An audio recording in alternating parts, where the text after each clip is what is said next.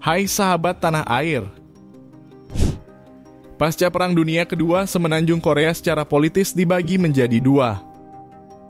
Zona utara dikendalikan oleh Uni Soviet, dan zona selatan diberikan ke Amerika Serikat. Zona utara yang akhirnya menjadi Republik Rakyat Demokratik Korea atau yang sering dikenal sebagai Korea Utara. Negara ini terbentuk pada tahun 1948. Kedekatan Korea Utara dengan Uni Soviet menjadikan negara ini secara umum menganut prinsip-prinsip komunisme, ultranasionalis, dan totaliter yang akhirnya di bawah pendiri sekaligus pemimpin pertamanya Kim Il-sung. Korea Utara disempurnakan sebagai ideologi Juche, sebuah konsep politik yang mengutamakan kemandirian dalam politik, ekonomi, dan militer, yang kemudian menjadikan negara ini terisolasi di bawah kepemimpinan diktator serta memberi kesan yang kelam di mata dunia. Dalam prinsip kemandiriannya, Korea Utara tidak ingin untuk bergantung dengan negara lain. Dengan begitu mereka harus tangguh untuk berdiri sendiri dan mempertahankan wilayah mereka dengan kekuatan militer. Saat ini Korea Utara memiliki 1,2 juta personil militer aktif dan 600.000 personil cadangan. Dengan jumlah personil militer yang fantastis, Korea Utara juga terkenal sebagai salah satu negara dengan kekuatan misil balistik terkuat di dunia.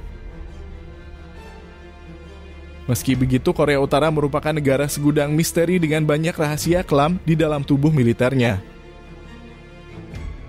Korea Utara sebagai negara mandiri dan terisolasi di tengah gempuran globalisasi, membuat mereka harus terlihat sangar agar tidak dipandang remeh oleh dunia. Hal ini mengharuskan Korea Utara memberlakukan wajib militer kepada warganya demi mencegah bila sewaktu-waktu negara mereka terancam. Dengan ketegasan sang diktator Kim Jong-un,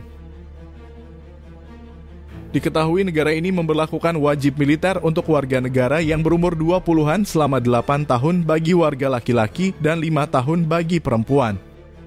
Meskipun masa wajib militer ini telah dikurangi dengan alasan pengalihan sumber daya manusia atau SDM ke sektor ekonomi, tetap saja hal ini terbilang cukup ekstrim, sebab rata-rata wajib militer seluruh negara di dunia tidak lebih dari 3 tahun untuk para wanita.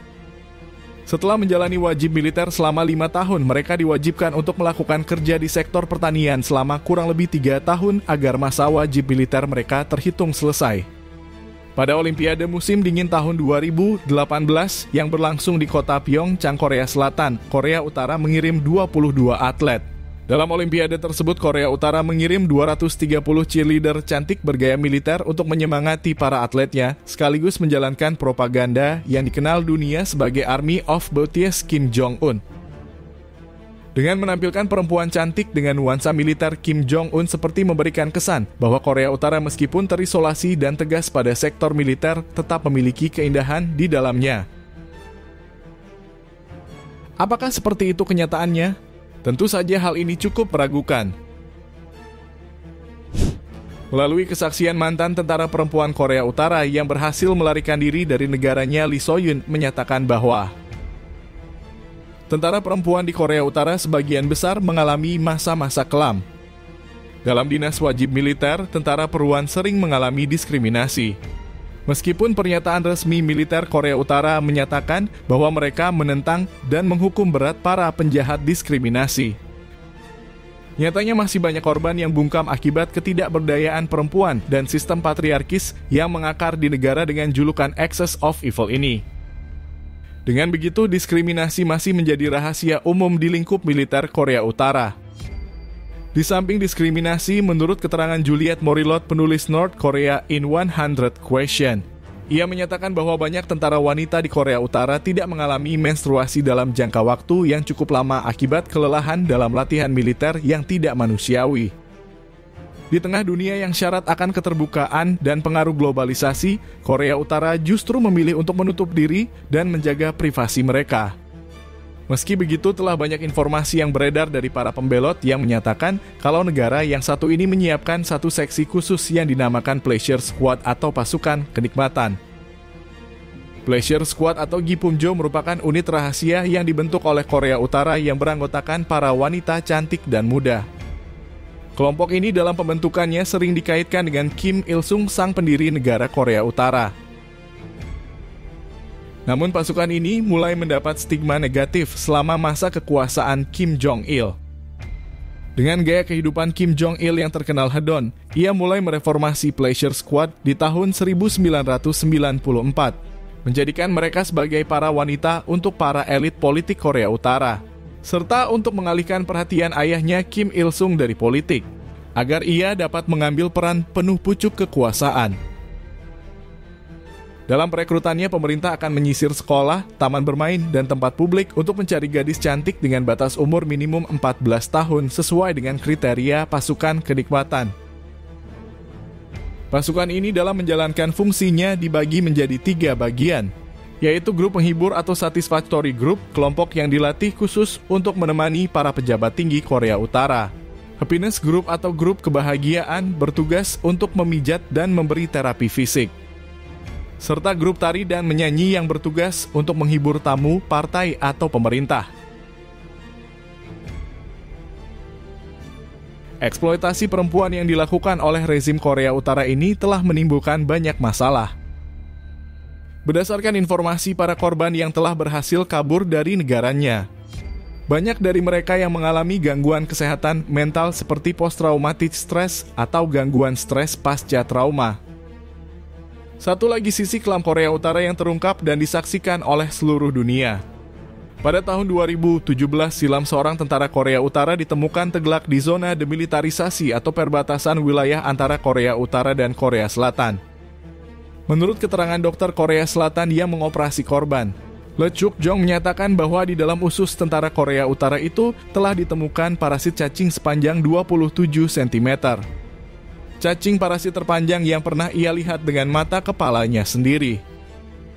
Penemuan ini menimbulkan spekulasi kalau ada masalah dalam pemenuhan gizi rata-rata warga Korea Utara. PBB dalam keterangannya menyatakan bahwa Korea Utara telah dilanda kekeringan parah sejak 2001.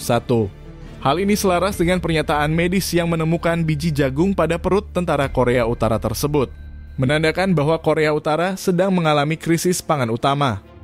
Selain itu, BBC yang bekerja sama dengan informan dari dalam Korea Utara telah menemukan bahwa kondisi hidup di Korea Utara semakin memburuk akibat keputusan pemerintah Korea Utara untuk menutup perbatasan pasca pandemi COVID tahun 2020.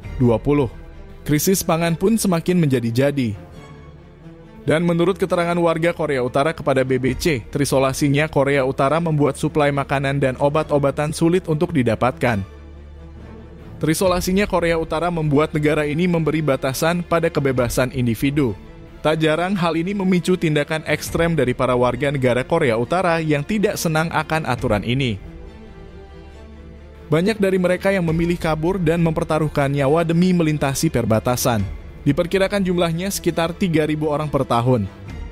Namun militer Korea Utara semakin memperketat perbatasan dan membuat jumlah pembelot Korea Utara semakin sedikit. Hanya mencapai ratusan orang per tahunnya. Bagi para pembelot yang berhasil melarikan diri ke Korea Utara, mereka akan ditampung di Hanawon, sebuah fasilitas khusus untuk mempersiapkan para pengungsi dalam menghadapi dunia luar nantinya.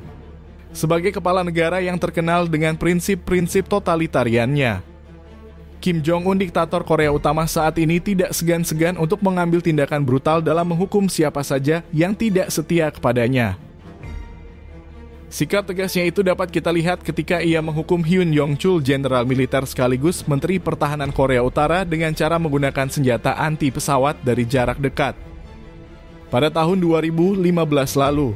Sebelumnya pada tahun 2013, Kim Jong-un juga pernah mengeksekusi pamannya Jang Song-tae karena dituding ingin melancarkan kudeta militer. Ia pun dieksekusi dengan cara dibuang ke dalam kandang anjing liar bersama 5 orang komplotannya.